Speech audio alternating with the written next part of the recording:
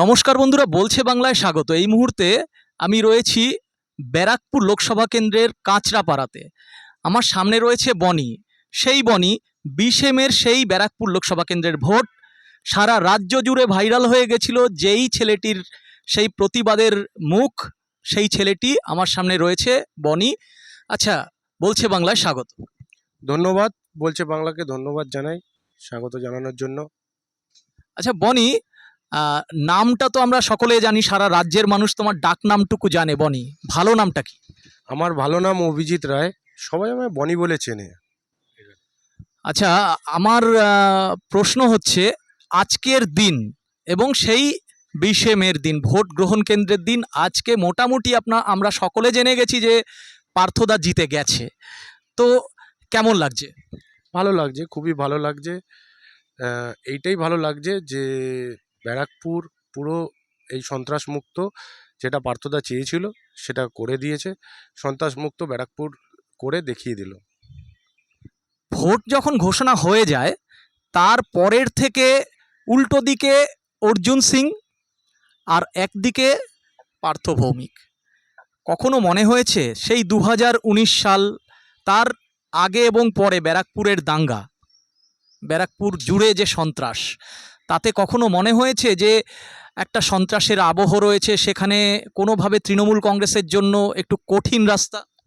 অবশ্যই অনেকটা কঠিন ছিল, কারণ আমরা 19-এ দেখেছি অর্জুন সিংয়ের অত্যাচার, অর্জুন সিংয়ের এই অনাচার, যে যা যা করেছে এখানে, যত বোম গুলি অনেক কিছু এই ব্যারাকপুরবাসী দেখেছে অর্জুন সিংয়ের অত্যাচার। সেই দেখে আমরা একটু চিন্তিত ছিলাম, তবে দেখলাম না এটাই ঘুরে দাঁড়ানোর সময়। এখন যদি ঘুরে না দাঁড়াতে পারি আমরা, তাহলে অর্জুন সিংকে কোনোভাবে আটকানো যাবে না। সেই চিন্তা করেই আমরা ঘুরে দাঁড়ানো। সামনে বিজেপির মতো একটি দল, প্রবল শক্তিশালী দল, উপরন্তু অর্জুন সিংয়ের মতো একটি তথাকথিত বাহুবলী বা মাফিয়া।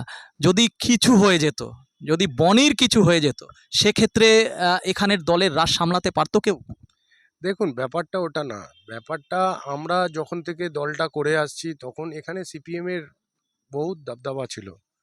সিপিএমের অনেক অত্যাচার, 34 বছরে অনেক অত্যাচার আমরা সহ্য করেছি।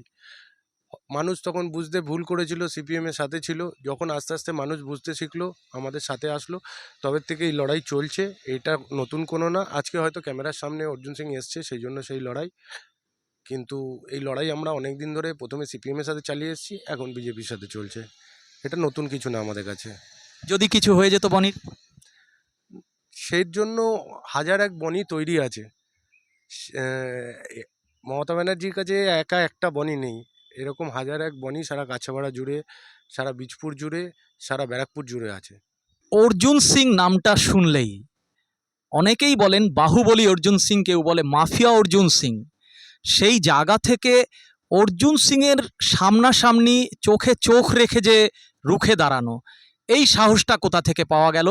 এবং এই রকম প্রতিবাদ, এই রকম চোখে চোখ রেখে কথা বলার ক্ষেত্রে একবারের জন্য বুকটা কাঁপেনি, ভয় করেনি যে ভবিষ্যতে কি হতে পারে? না না, এখানে বুক কাঁপার কিছু নেই। আমরা যে দলটা করি তৃণমূল কংগ্রেস, আমাদের নেত্রী মমতা ব্যানার্জি আমাদের শিখিয়েছে ময়দানে দাঁড়িয়ে থেকে কিভাবে লড়তে হবে। এবং আমার বেসিক্যালি, আমার পার্সোনালি, আমার অনুপ্রেরণা আমার হচ্ছে সুবোধ অধিকারী, যিনি আমাদের এমএলএ। উনি একটাই কথা সবসময় বলে আসে, মাঠে ময়দানে দাঁড়িয়ে থেকে লড়াই করতে হবে, পেছনে হাঁটা যাবে না।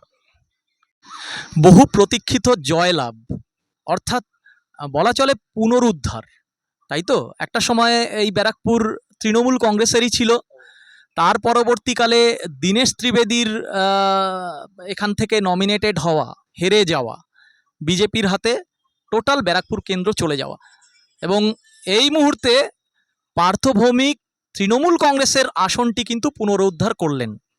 20 মে আপনাদের লড়াই এবং আজকের দিনের জয়লাভ, এর মাঝে কি পার্থ ভৌমিকের সাথে কোনো কথা হয়েছে? প্রার্থী পার্থ ভৌমিকের সাথে কোনো কথা হয়েছে? না, পার্থদা দাদাকে, আমাদের এমএলএকে ফোন করেছিল। সুবোধদা টোটালি এটা ফলো আপ করছিল এবং সাথে ছিল, সঙ্গে ছিল, ভরসা দিয়েছে। এবং পার্থদা এভরি টাইম মানে প্রত্যেকটা সময়ে খবরটা রাখছিল কি হচ্ছে না হচ্ছে পরবর্তীকালে। এরপর পার্থভৌমিকের থেকেও কোনো শুভেচ্ছা বার্তা পাবেন এই আশা রাখছেন? তো অবশ্যই, অবশ্যই আমাদের ক্যান্ডিডেট শুভেচ্ছা বার্তা দেবে, এটা আশা অবশ্যই রাখছে। আচ্ছা, এখনো কিন্তু আবির মুক্ত, সবুজ আবির মুক্ত মুখ, আবির খেলা কি একটু পরের থেকে শুরু হবে? অবশ্যই একটু পরের থেকে শুরু হবে। অনেক অনেক ধন্যবাদ। আপনারা শুনলেন, আপনারা দেখলেন সেই বনি, যার নাম, যার ছবি ইতিমধ্যে ভাইরাল হয়েছে ব্যারাকপুর লোকসভা কেন্দ্র 2024, এবং সেই 2024-এ পার্থভৌমিকের নাম যেভাবে সকলে চেনেন জানেন, ঠিক তেমনই উল্কার মতো উঠে আসলো আরেকটি নাম, বনি। সেই বনি আমাদের সামনে ছিলেন, আমাদের সাথে কথা বললেন। অনেক অনেক ধন্যবাদ। ধন্যবাদ আপনাকে, আপনার চ্যানেলকে।